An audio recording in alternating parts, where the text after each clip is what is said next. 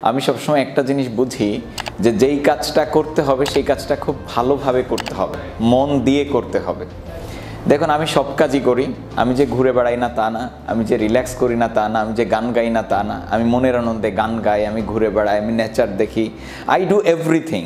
I do study, I do my business, I do everything. But আমি একটা জিনিস সবসময় খেয়াল রাখি যে আমার একটা কাজের সাথে আর একটা কাজ যেন কোনোভাবেই তালগোল পাকিয়ে না ফেলে। আমি যেন আমার প্রত্যেকটা কাজকে সঠিকভাবে করতে পারি।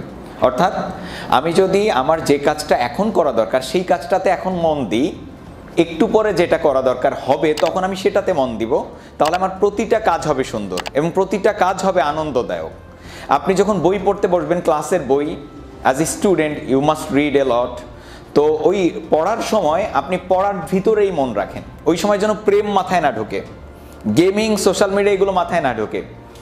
আমি যখন সেশন করাই তখন একদম কনসেন্ট্রেট থাকি শুধু সেশনে। একটু আগে আমি কিন্তু থিঙ্কিংয়ে ছিলাম, এই সময়টা শুধুই থিঙ্কিং করেছি, but I was totally concentrated last 1 hour. এই 1 আওয়ার আমি কিন্তু আমার পিছনে সময়টা দিয়েছি। অ্যান্ড রাইট নাও আমরা আগামী 1 ঘন্টা কথা বলবো ইনশাল্লাহ। এখানে কিন্তু সম্পূর্ণটা আমি এখানেই থাকবো, আমি অন্য কোথাও থাকবো না। একটু পরে আবার যখন আমরা আরেকটা সেশনে যাব, আরেকটা প্রোগ্রামে যাব আমাদের, তখন কিন্তু আমি ওই প্রোগ্রামেই থাকবো। তো জীবনে এমন একটা কালচার আপনি ডেভেলপ করেন, আপনার মাইন্ডের ভিতরে এমন একটা শক্তি নিয়ে আসেন যে যেই কাজটাতে আমার কনসেন্ট্রেশন দেওয়া উচিত আমি সেই কাজটাতেই কনসেন্ট্রেশন দিব। যখন খাবো তখন ভালো করে মন দিয়ে খান। খাওয়ার জন্য তো একটা টাইম বরাদ্দই আছে।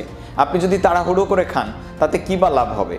আপনি না চিবিয়ে খাবেন, পেটে গিলবেন, শুধু গেলার পরে আপনার ভুসভুস করে শুধু পাদ হবে। তো দরকার কি সেটা? আপনি ভালো করে মন দিয়ে খান। নামাজ যখন পড়বেন তখন মন দিয়ে নামাজ পড়েন, কারণ আপনি ওই জন্য একটা টাইম বরাদ্দ করেছেন। যদিও এই কাজগুলোতে কনসেন্ট্রেটেড থাকা বেশ টাফ, বাট আপনি যদি প্র্যাকটিস শুরু করেন আজকে থেকে, এটা সম্ভব।